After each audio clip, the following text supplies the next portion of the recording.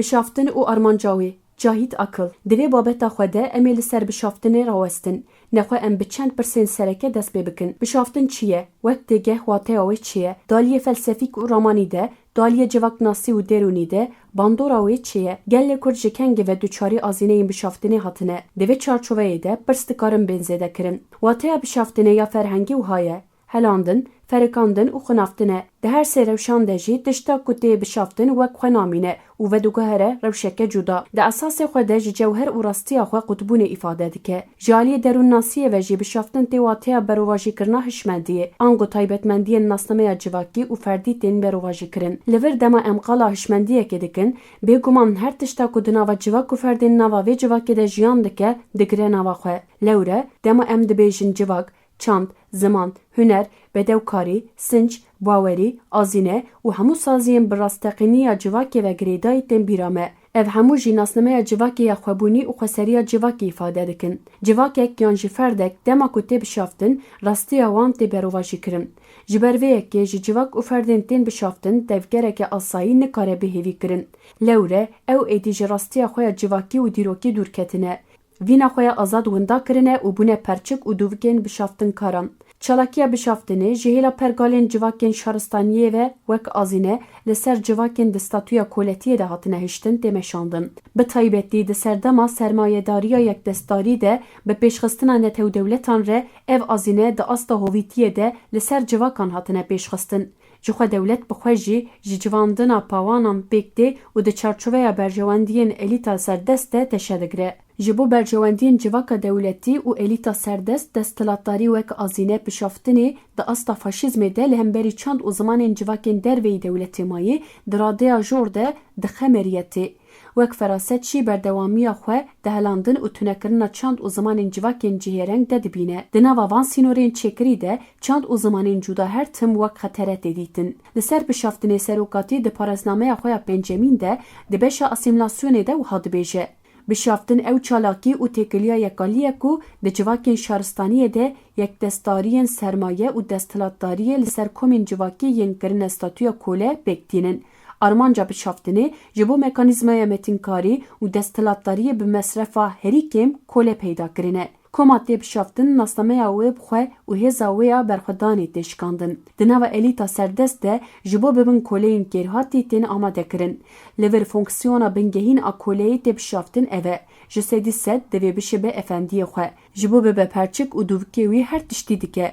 Ji bo xwe bide qebûlkirin û bi vî awayî herî baş adapteyê efendiyê xwe bibe, ev yek û wekî alternatîfa yekane jê re hatiye pêşkeşkirin. Civaka hatiye pişaftin ji formên wisa mirovan pêk tên ku herî sernermin. Herî zêde baz didin soxreyan, bê wijdan, bê sinc û bê hişmendîne di xulamtiyê de dikevin pêşbaziyê. Di biryar û çalakiya wê ya bi awayeke azad bijî tune ye. Kirinek ku bi tevahiya nirxên nasnameya xwe ya civakî re xiyanetê bikin. Kirinek ku bibe mîna heywanekî di şiklê mirovan de bi tenê li peyê ziktêrkirina xwe biçe. Elîta serdest ji bo ku vê bênasnamebûnê li ser civaka bişaftî ferz bike, du çekên bingehîn bikartîne. Ya pêşîzora fîzîkî ya berbiçave, di serhildan û serîrakirina wî ya herî piçûk de jî şûrê serbinî li ba dike. Ya dudiyan bi birçîbûnê û bêkariyê re rûbirû dike.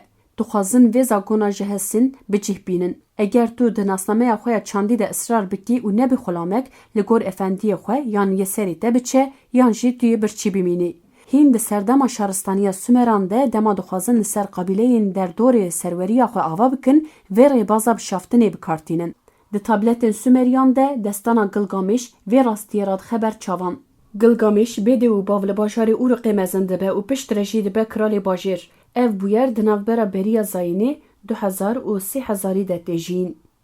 Serdema bajara a dewletan e. Gilgameş ji bo desthilatdariya xwe xurt bike, Enkîdû bi rêya rehbikekê ji qabîleya Hûn Baba qut dike û dibe bajarê Urûqê. Gilgameş ji bo ku êrişê bibe ser qabîleya Hûn Baba, Enkîdû qaneh dike. Ev êriş ji bo talankirina welatê Kurdan e. Enkîdû di destpêkê de dibêje em Hûn Baba nekujin.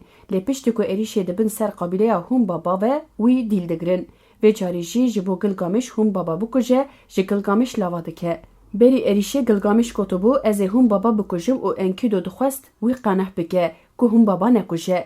Li Enkûdiyê hatiye bişaftin di şerê li hemberî qabîleya xwe û serokê qabîleya xwe de ji efendiyê xwe jî dibihore û ew bi xwe serokê qabîleya xwe dikuje. Dibe ku sedema vê kuştinî îxaneta Enkûdû tê bîrê ji ber vê be. Di vê destana dîrokê de azîneyên şaristaniya dewletî ya Sümeran a li hemberî qabîleyên Hûriyan an ku Kurdan bi awayeke nivîskî tê vegotin. Mînakeke din a balkêş mirov di civaka Asya Navîn de dibîne. Dibêjin Moğol ji bo desthilatdariya xwe li ser qabîleyên herêmê ava bike, endamên wan ên dîl digirtin, serê wan bi cuzanê rût dikirin û çermê heştirî yê şil û li derdorê serê wan dipêçandin û didirûtin û li ber tavê ew girê didan. Her ku tav li serê wan dixe, ew çermê ku şil û ziha dibe û mîna îşkence serê qurbanî di nava xwe de diguveşîne û miyê serê wan jî di nava çermê serê wan de diçe. Ew îşkence û êşa bêdawî bi rojan didome û bedena hinekan ji wan ji ber êşa giran nikare rake û dimirin. Ên din jî hefzaya xwe ya civakî û ferdî winda dikin. Êdî efendiyên wan bi perwerdeyiyeke taybet li gorî hişmendiya xwe wan perwerde dikin û çi bixe serê wan li gorî wê êdî tevdigerin. Ji wan kesan makîneya kuştinê tê afirandin û ji wan re bibêjin herin dê û bavê xwe jî bikujin, bêyî dudulî yê dê û bavê xwe jî bikujin. Ji van kesan re mankurt tê gotin. Ji van her du bûyerên ku di nava dîrokê de qewîmîne, em jî derdixin ku kesên heysiyet, rûmet, sinc, vîn, hişmendî û xwemalîbûna xwe an ku nasnameya xwe ya civakî winda bikin, ew her tiştên xwe winda dikin. Dikirinên xerab, hov û bêwijdanî de tu sînoran naz nakin. Bi van xisletên xwe yên nebaş û hovane dikevin nava rûperên dîrokê yên reş. Di dîrokê de Enkîdû û Mankurt dibin navên cuda de derdikevin pêşiya me. Ew carna dibin Harpagos û Kurdistanê ra destê Persan dikin, carna dibin İsmet İnönü û Kurdistanê ra destê Tirkan dikin û di roja me de jî bi navên cuda bi hezaran Enkîdû û Mankurt şêla pişaftinkaran ve hatine bişaftin û li hemberî gelê wan didin şerkirin. Her çiqas nav bên guhertin jî lê bi heman rol û ristê radibin.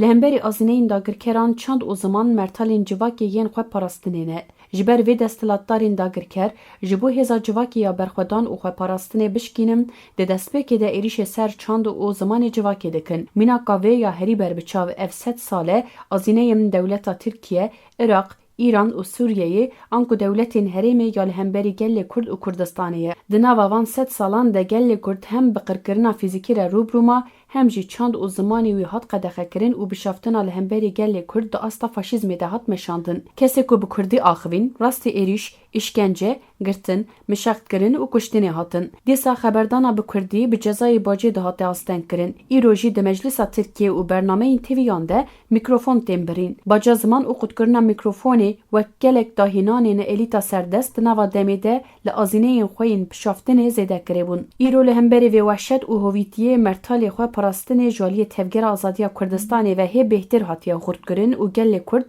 ji pençeyên qirkirinê hatiye rizgarkirin, lê xetereya Pişaftinê li pêşiya gelê Kurd hê berdewam dike.